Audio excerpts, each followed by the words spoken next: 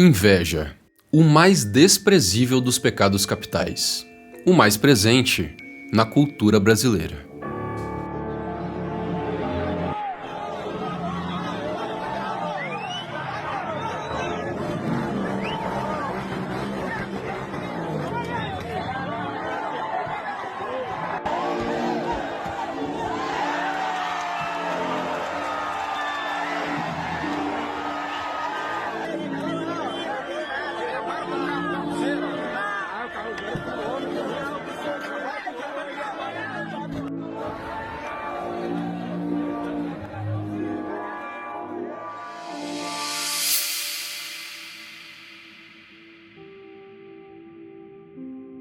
Há um tempo atrás saiu essa notícia aí de um influenciador que fez esse desafio à la MrBeast, né? Que ele colocava um carro no meio da rua e quem colocasse a mão no carro e ficasse ali por mais tempo levaria o carro pra casa. Só que aí tinha um problema, cara. Ele fez esse desafio no Brasil, né? E apesar de ele ter dado certo, esse mesmo desafio já ter sido feito e dado certo em vários outros países, aqui no Brasil é claro que ia dar alguma merda, né?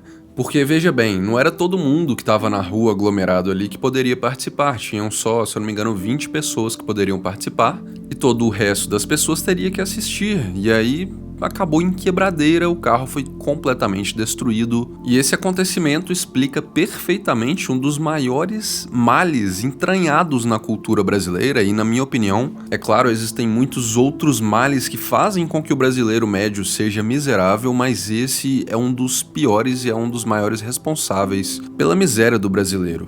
É através dessa cultura que esse povo não prospera e nunca vai prosperar mesmo. É a cultura do se eu não vou ter, ninguém mais vai ter, porque tinha 20 pessoas só que poderiam participar e todo o resto que estava assistindo estava com inveja. E esse sentimento de se eu não posso, eu também não quero que você possa, essa é a mais pura definição da inveja. Porque existe uma diferença entre ciúmes e inveja. O ciúmes vem de um medo de perder algo que você tem, ou alguém que você tem, né? Alguma pessoa na sua vida, para outra pessoa. E a inveja, ao contrário do que muitos imaginam, não vem do desejo de possuir algo que a outra pessoa tem. Na verdade, a inveja é a tristeza que surge pelo bem de outra pessoa. É querer que aquela pessoa não tenha o que você gostaria de ter.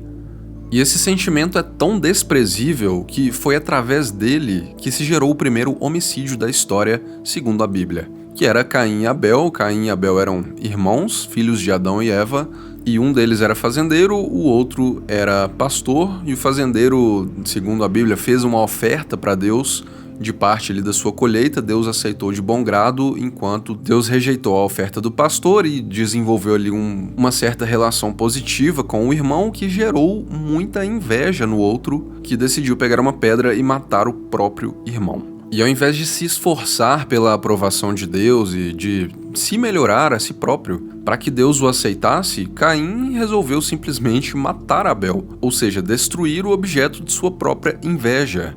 Porque é isso que o invejoso faz. O invejoso não luta para ter os bens ou para ter aquela realidade a qual ele almeja. Na verdade, ele luta, ele se esforça e faz o que for necessário para destruir quem tem. Mas aí você pode pensar, eu já senti inveja de fulano por alguma coisa e eu não fui lá tentar destruir fulano.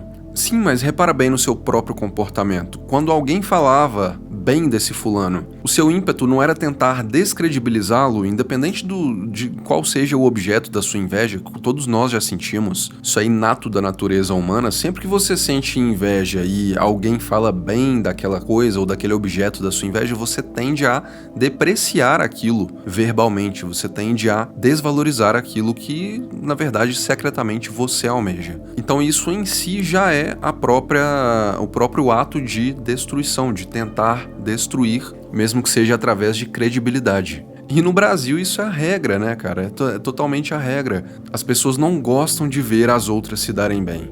Tem uma frase do Tom Jobim que diz: no Brasil o sucesso é um insulto pessoal, né? E principalmente no meio dos mais miseráveis, dos pobres. Porque se você reparar, aqui no Brasil, o pobre não gosta de ver o outro pobre se dar bem, de crescer, de subir na vida. Eles querem que todos se mantenham ali, naquele mesmo patamar. Pobre fica feliz, na verdade, É de ver o ganhador do Big Brother ganhar o prêmio, é de ver o artista se dar bem, pessoas que estão em patamares totalmente diferentes e em realidades totalmente inacessíveis às deles, exatamente porque se eles torcem para alguém que tá fora, totalmente fora da realidade deles, aquilo não evidencia a própria mediocridade deles, não tanto quanto ver alguém que estava no mesmo patamar que eles crescer e olhar para aquela pessoa sabendo que eles estavam no mesmo patamar e que ele ficou para trás. Aqui no caso, o invejoso, né? E existe até um quote, né, uma citação famosa que diz: as pessoas querem te ver bem, mas nunca melhor do que elas. E se você se pega em algum momento da vida sentindo inveja, que é uma coisa completamente natural, porque é um sentimento que surge sem que você queira, saiba que existe uma cura para isso. Pelo menos é assim que eu enxergo as coisas, né? E para mim a cura da inveja é transformar a própria inveja em ambição. Porque quando você não consegue de fato desejar o bem, daqui a pouco eu falo um pouco mais sobre isso, mas quando você não consegue genuinamente desejar o bem daquela pessoa que tá em posse de algo que você gostaria, você consegue pelo menos olhar para aquilo e falar: tá aí, essa pessoa tem algo que eu não tenho e que eu gostaria, eu vou chegar ali também. E aí imediatamente a inveja se transforma em ambição. Você salta da inveja para a ambição e melhora muito, né? Porque a ambição é um sentimento genuinamente muito melhor do que a própria inveja, né? Porque enquanto você se mantém no patamar da inveja, você também está condenado a jamais ter aquilo que você está invejando. Para quem já me ouviu falar sobre leitura, sabe que eu comecei a ler muito tarde na vida, depois dos meus 21 anos, alguma coisa assim, que eu fui ler o primeiro livro da minha vida, porque eu tenho um déficit de atenção bem forte, e isso me impedia muito, me desanimava muito de leitura durante grande parte da vida. Depois eu fui desenvolvendo mecanismos aí para conseguir ler, mas enfim, um dos primeiros livros que eu li, que eu de fato absorvi na vida, foi o livro Os Segredos da Mente Milionária, do T. Harv Eker, e é um livro muito famoso no meio do empreendedorismo. Praticamente todos os empreendedores do mundo já leram ele. E naquele livro, Eker afirma que muitas pessoas que têm uma mentalidade de pobreza, uma mentalidade de escassez, né, elas tendem a sentir inveja dos ricos. E ele meio que diz ali que não é porque elas são pobres que elas têm inveja dos ricos, mas sim o contrário. Pelo fato de elas terem inveja é que elas se mantêm num estado constante de pobreza. Porque segundo ele, para mim isso faz total sentido.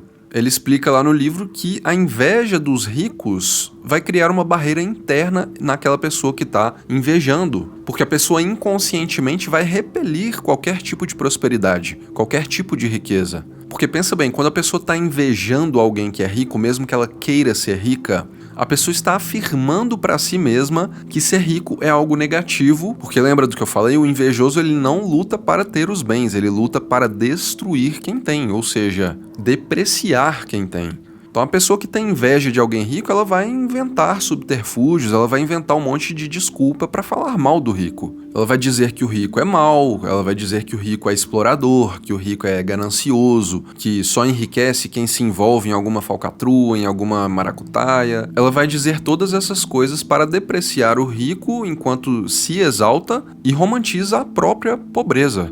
Só que olha que louco, o que acontece, segundo o autor do livro, e eu concordo plenamente, é que essa crença dela começa a ficar enraizada nela mesma. De tanto falar essas coisas e de tanto depreciar os ricos, ela mesma começa a crer no que ela está dizendo. E aí isso cria um conflito interno, porque a pessoa, ao mesmo tempo em que ela deseja a riqueza, deseja estar ali onde o rico está, ela também não quer ser como o rico que ela inveja. Ela não quer ser má, ela não quer ser corrupta, ela não quer ser gananciosa, afinal, ela quer se sentir uma pessoa boa e como a crença dela é de que os ricos não são pessoas boas, logo ela vai inconscientemente repelir, o subconsciente dela repele toda e qualquer oportunidade que possa vir a levá-la até a riqueza, até a prosperidade. E ela nem percebe isso, mas são nas pequenas ações do dia a dia, são nos pequenos acontecimentos ao longo da vida dela que ela vai repelindo todos os trejeitos e todas as oportunidades de subir na vida. Portanto, sempre que surgir um sentimento de inveja dentro de você, você deve comunicar para o mundo, você deve jogar luz sobre aquele sentimento. Porque fazendo isso você anula a inveja e transforma a inveja em outra coisa. Assuma que você quer ter aquilo e creia que você também pode ter. E fazendo isso, você transforma a inveja em algo diferente. Você transforma isso em cobiça, em ambição, que também pode até ter uma conotação ruim aos olhares de algumas pessoas, mas na minha visão, a ambição nada mais é do que vontade de viver, vontade de ter, vontade de crescer.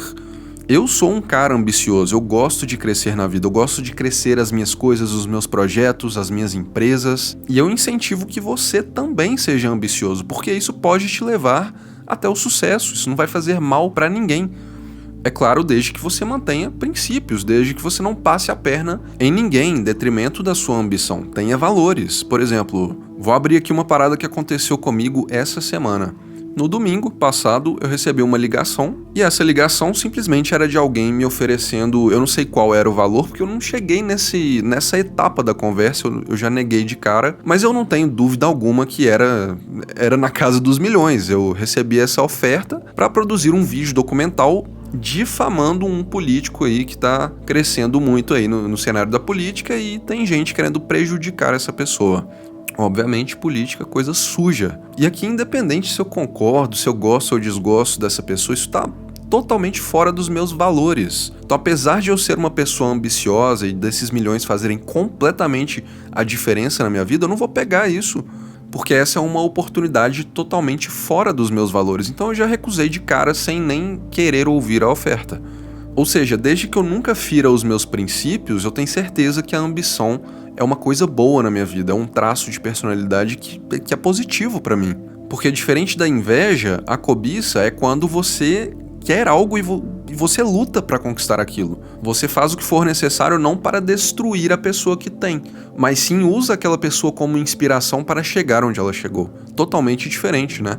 Existe um artigo do Olavo de Carvalho, eu não vou saber o ano aqui, depois eu vou ver se eu deixo aí na tela pra você, mas se você digitar aí Olavo de Carvalho inveja, provavelmente você vai encontrar esse artigo. Se eu não me engano, o nome dele é A Dialética da Inveja, alguma coisa assim, esse artigo. Eu esqueci de pegar o nome dele aqui, mas eu separei um trecho aqui muito interessante que meio que ilustra isso que eu tô dizendo agora. E no trecho, o Olavo diz o seguinte: a gente confessa ódio, humilhação, medo, ciúme, tristeza e cobiça. Olha só, até cobiça. A inveja, nunca. A inveja admitida se anularia no ato, transmutando-se em competição franca ou em desistência resignada. A inveja é o único sentimento que se alimenta de sua própria ocultação. O homem torna-se invejoso quando desiste intimamente dos bens que cobiçava, por acreditar em segredo que não os merece. Ou seja, alguém que aceita ficar num estado de inveja, no estado de invejar outra pessoa, essa pessoa está também aceitando o próprio fracasso, aceitando que ela nunca vai ter aquilo, de que ela não merece aquilo.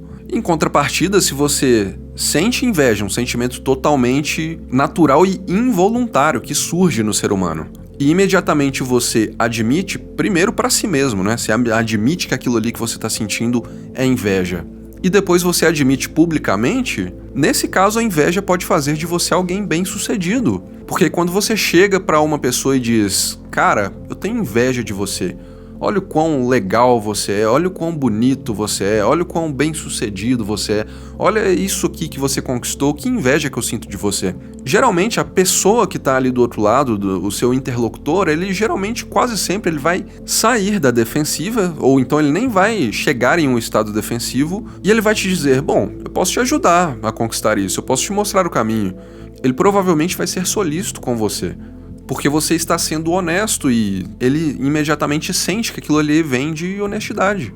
Ao contrário de quando você tenta esconder, ocultar as suas intenções. Então imagine que o seu amigo conquiste um carro novo que você gostaria de ter. Ele chega, te mostra o carro e você diz: nossa, tá crescendo na vida, hein? Depois lembra dos amigos, então parabéns, muito bom.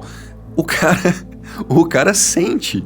Ele vai sentir, de alguma forma, nos trejeitos da sua fala, ele vai sentir que aquilo não foi genuíno. E aí sim é que ele entra no estado defensivo e você faz mal pra ele psiquicamente. E isso aí já é assunto para outra conversa, mas enfim, ele sente e ele fica no estado defensivo.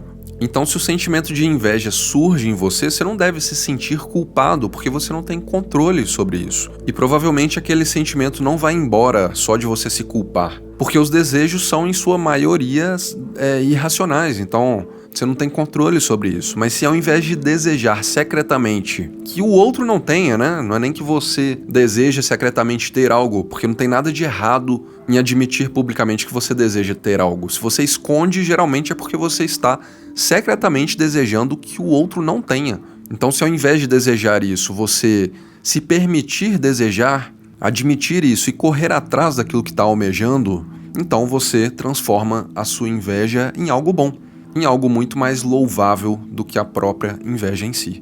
Então esse é meu recado por hoje. Tem muita gente me perguntando se não vai ter mais documentário no meu canal principal, então eu preciso dar esse recado aqui. Por mais que eu já tenha falado diversas vezes, tem gente que não vê, então quanto mais eu falar, melhor. Eu dei uma pausa lá no outro canal porque eu estava focado em produzir a versão 2.0 do Criador Zen, que é o meu produto principal para criadores de conteúdo, e a atualização deu muito trabalho porque foi uma atualização muito grande e eu já terminei agora a minha parte da atualização. Ou seja, eu já voltei a produzir os documentários lá pro canal, já tá no forno o próximo aí, tá ficando muito foda, tá ficando muito legal. Então é só esperar um pouquinho que duas coisas vão acontecer. A primeira é que o Criador Zen 2.0 vai ser lançado, e a segunda é que vai sair um documentário muito, mas muito massa lá no canal Abraham. Você não tá, meu irmão, você não tá preparado para essa conversa, tá ficando muito diferenciado. Tô deixando aí na tela mais um vídeo para você clicar, que é bem interessante. Se você gostou desse aqui e tá assistindo até agora, provavelmente você vai gostar desse que tá na sua tela agora também, então clica e eu te vejo em alguns segundos.